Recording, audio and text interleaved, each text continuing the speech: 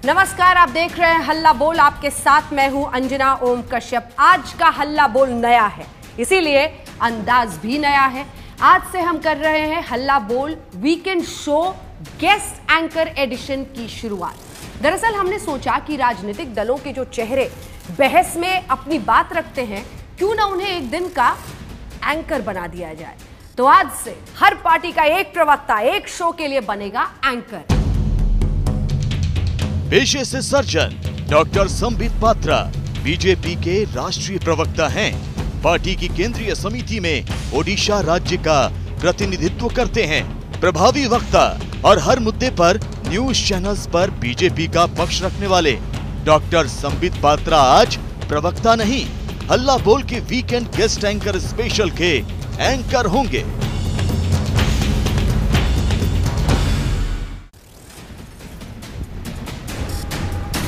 नमस्कार अंजना जी। नमस्कार। आज आप गेस्ट एंकर हैं, लेकिन शुरुआत पत्रकारिता धर्म को निभाने की शपथ के साथ। मैं शपथ देख पा रहा हूं, मैं जरूर पहले शपथ ही लेता हूं। हाँ। धन्यवाद अंजना जी।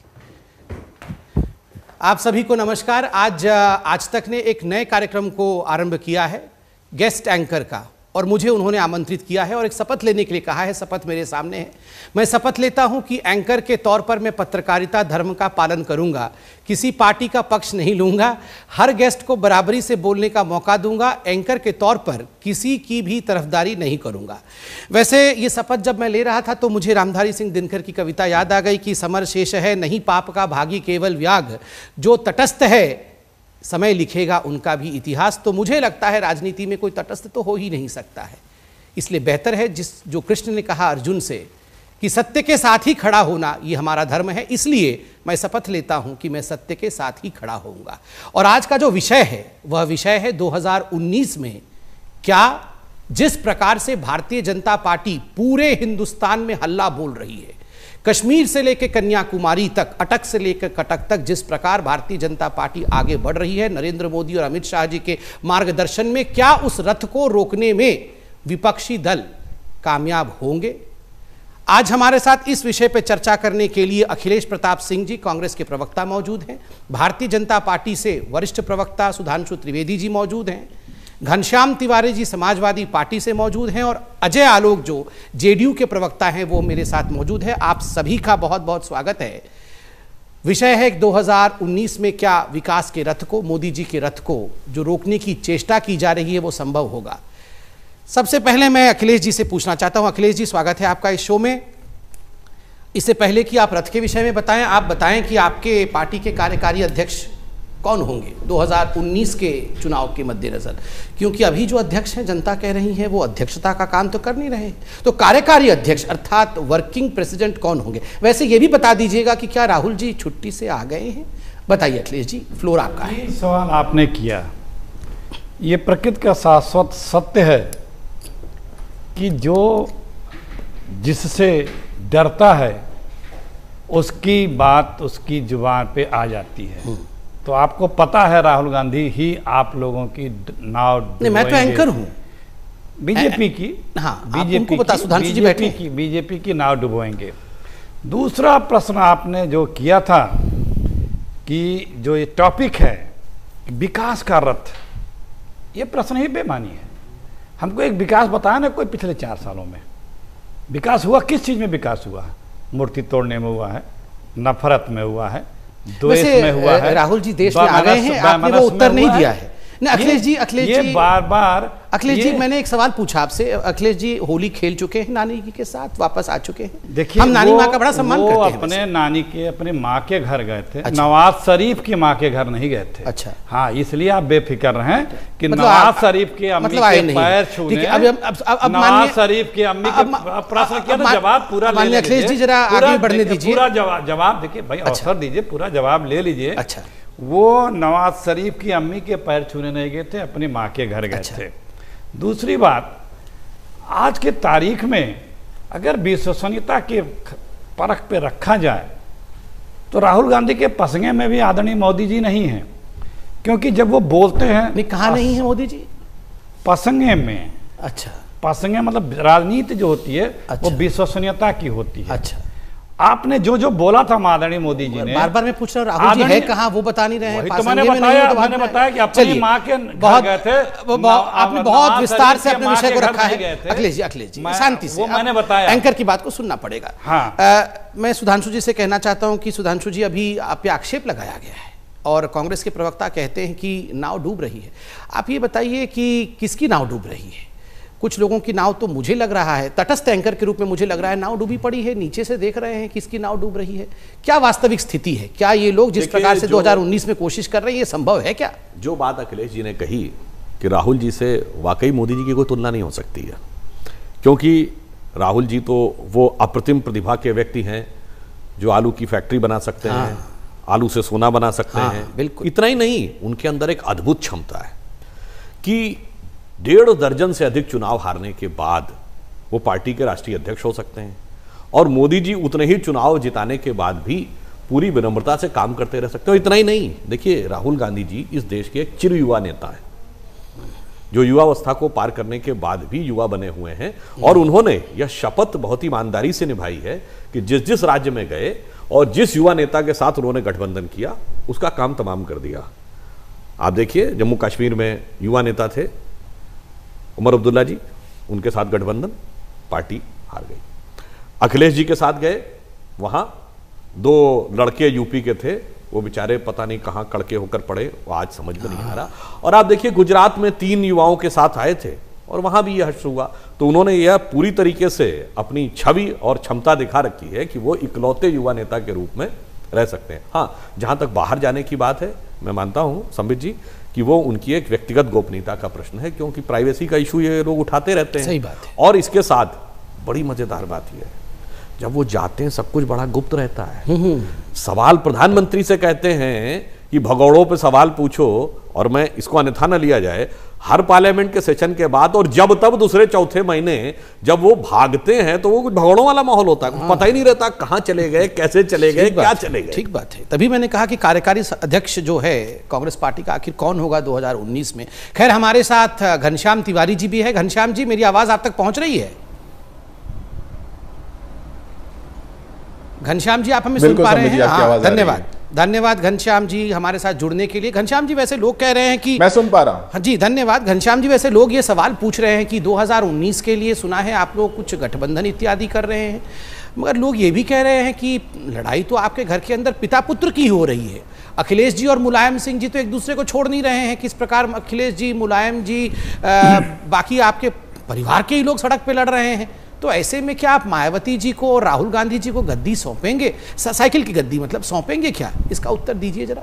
आज अगर आज का अखबार आप उठाएंगे, हो सकता है संबित जी आप नए नए पत्रकारिता में आए हैं, आपने अखबार नहीं देखा होगा। अखबार उठाकर देखेंगे तो अखबार के फ्रंट पेज पे है कि टीडीपी आप लोगों को तिलांजलि देके जा रहा है। मैं एंकर हूं, एक ओपिनियन पोल डीएनए में छपा है, तमाम अखबार हैं जो कह रहा है कि आंध्र प्रदेश में कोई भी आपसे संतुष्ट नहीं है। तो अगर आपने मैं आपकी मतलब आपके माध्यम से भारतीय जनता पार्टी को कह रहा हूं, तो सुधांशु जी को भी कह रहा हूं, आज अगर ओपिनियन पोल उठा के देखें तो वो कह रहा है कि आपका कोई भी अलायंस जो आपने एनडीए में किया है वो आपसे संतुष्ट नहीं है, सुधांशु जी से संतुष्ट नहीं है।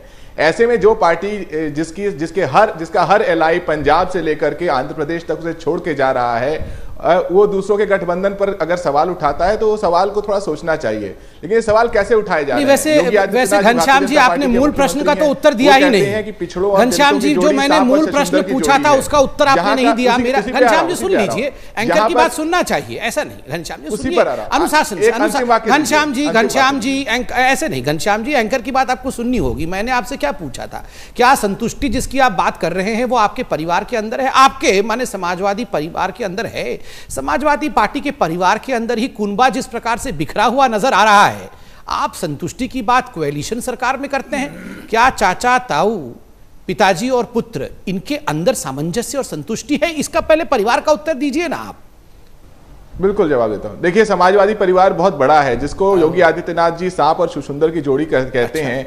दलितों, पिछड़ों, अल्पसंख्यकों, कमजोरों की जो जोड़ी है वो समाजवादी परिवार है। और अगर इसके अंदर आज असंतुष्टि है तो भारतीय जनता पार्टी की सरकार से है, जो सरकार में एक मुख्यमंत्री सामंती सोच से समाज को बांटना चाहता है, कहता है इस देश में पिछड़े हिंदू नहीं है, दलित हिंदू नहीं है, और वो कर्नाटक जाता है, वहां के मुख्यमंत्री से पूछता है बताइए आप हिंदू हैं कि नहीं है।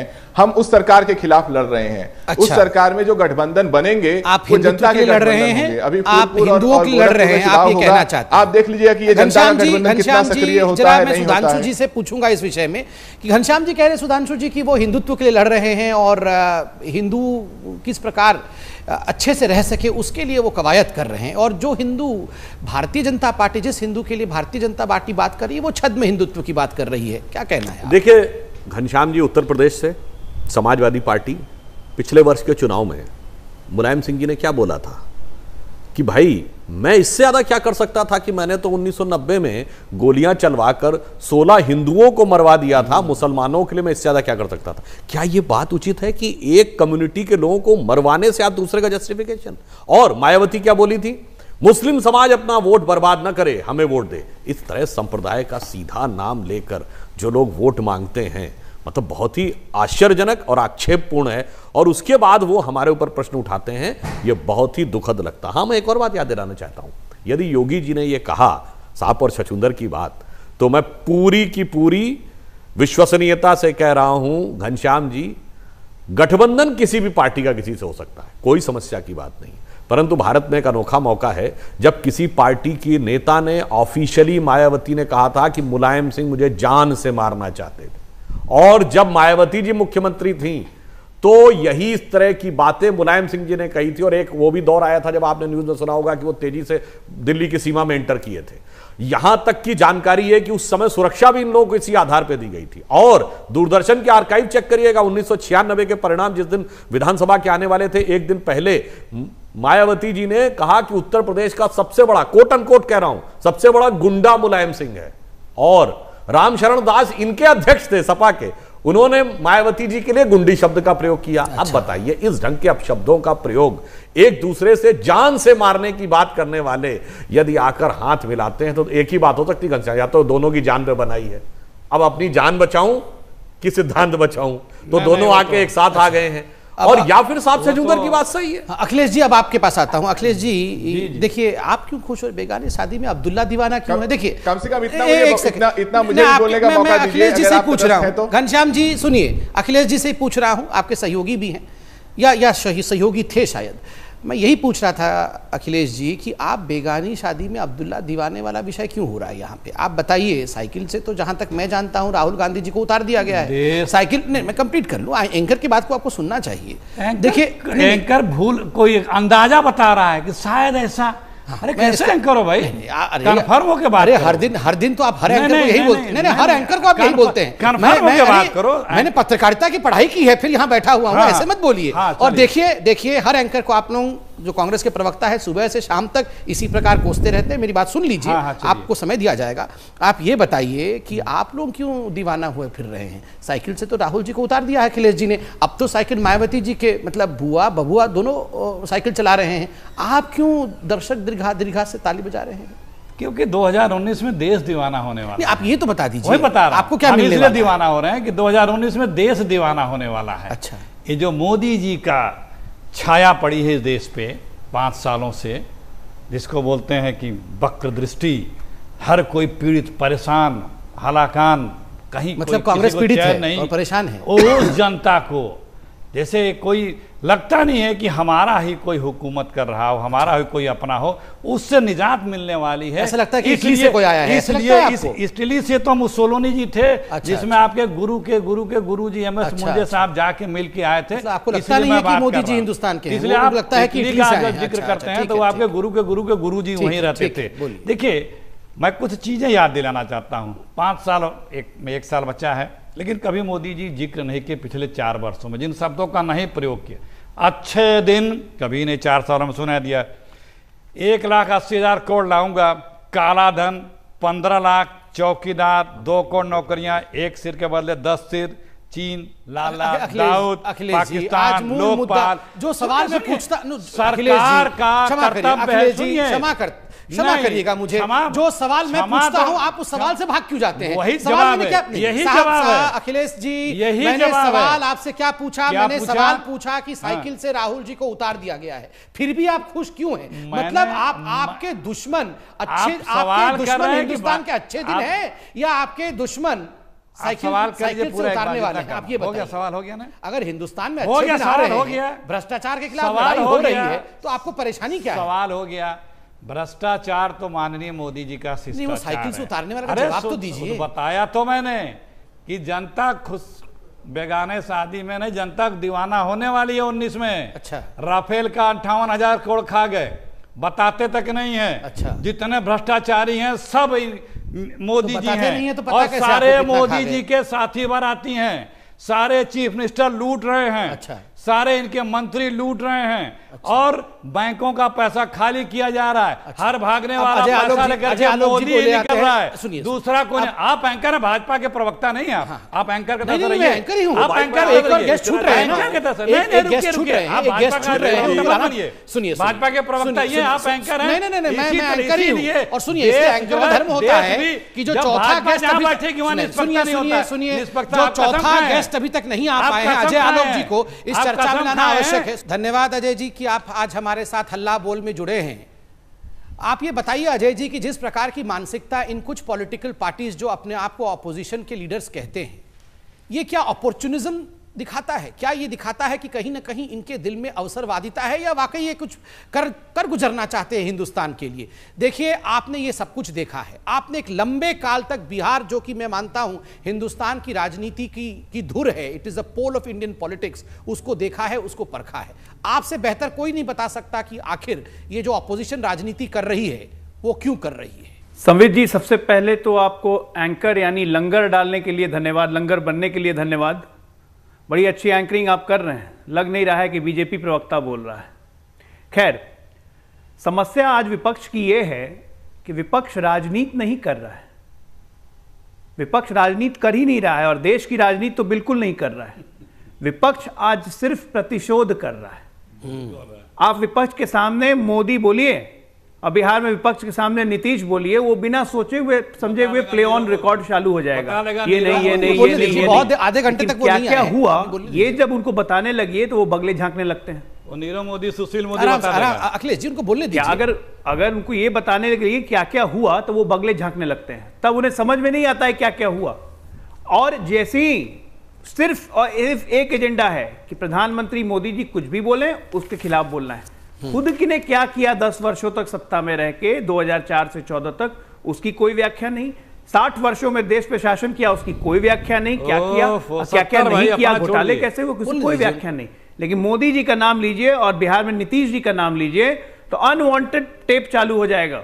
तो इसीलिए इस राजनीति को और इस तरह के विधवा विलाप को आज देश और देश का मानस बहुत अच्छी तरह से देख रहा है और समझ रहा है, और इसीलिए इनकी क्रेडिबिलिटी दिन ब दिन घटते जा रही है। अभी नॉर्थ ईस्ट क्रेडिबिलिटी की बात आप कर रहे हैं, ऐसे आपस में बात करेंगे तो मैं ब्रेक ले लूंगा, पता है? नहीं ऐसे एक दूसरे के ऊपर बोलिएगा तो मैं ब्रेक ले लूंगा। देखिए उचित नहीं है, जनता को पसंद नहीं है। बात कर रहे हैं। नहीं अखिलेश जी बीच में बोलिए, मैं ब्रेक ले लूंगा नहीं तो फिर। अजय जी 1 मिनट रुकिए जरा, घनश्याम जी को मैं बीच में लाता हूं। घनश्याम जी ने कम बोला है। घनश्याम जी, आप ये बताइए कि आखिरकार कांग्रेस पार्टी जिस डायरेक्शन में जा रही है, क्या आप कांग्रेस पार्टी का समर्थन करना चाहेंगे भविष्य में? आखिरकार ऐसा क्यों हुआ कि 2 अच्छे लड़के जो आप बने हुए थे, आप और कांग्रेस पार्टी, ऐसा क्या हुआ कि एक अच्छे लड़के को, तथा कथित कोट अनकोट अच्छे लड़के को, आपको बीच सफर में ही उतार देना पड़ा? जरा एक्सपीरियंस शेयर करिए। मैं जवाब दे रहा हूं, मैं जवाब दे रहा हूं। हमारे देश में सरकार की धुरी गवर्नेंस होती है। आप बच्चों को कैसी शिक्षा दे रहे हैं? बिहार में 3 साल से बच्चे खौफ में हैं कि कहीं टॉप आ जाएं तो जेल जाना पड़ेगा। आपको पता है बिहार में कितने बच्चे फेल हुए हैं? अच्छा। ऐसी सरकार गवर्नेंस की बात करती है। और आप ये भारतीय जनता पार्टी की सरकार है। एसएससी स्कैम, बच्चे सड़क पे बैठे हुए हैं, सीबीआई के घोटाले की जांच की मांग कर रहे हैं। ये सरकारें जो जनता का मतलब पता है समाजवादी पार्टी को बोल राजनीतिक बात करती है, जो गुंडों की सरकार होके आप हमें गुड गवर्नेंस सिखाने चले हैं? देश में पॉलिटिक्स जी फॉर गुंडा and G for good governance, इसीलिए आप गुड गवर्नेंस की याद आ रही है क्या? स्टूडियो टॉक नहीं है, पॉलिटिक्स है। अरे कोई ऐसा प्रदेश हुआ घनश्याम जी, है अजय जी आपस में मत लड़िए, मुख्यमंत्री का आपस में मत, घनश्याम जी, घनश्याम जी, घनश्याम जी आप शांत हो जाइए। आपने जवाब नहीं दिया जो मैंने सवाल पूछा था। प्रदेश आपके अखिलेश शासन के घनश्याम जी, मैंने जो सवाल अजय जी अजय जी से रुकिएगा, अजय जी और घनश्याम जी, अरे दोनों आप युवा हैं, रुकिए एक मिनट रुक जाइए, ब्रेक के बाद मैं तुरंत लौट के आता हूं। आप देखते रहिए हल्ला बोल, किस प्रकार भारतीय जनता पार्टी हल्ला बोलते हुए देश को जीतते जा रही है। ब्रेक के बाद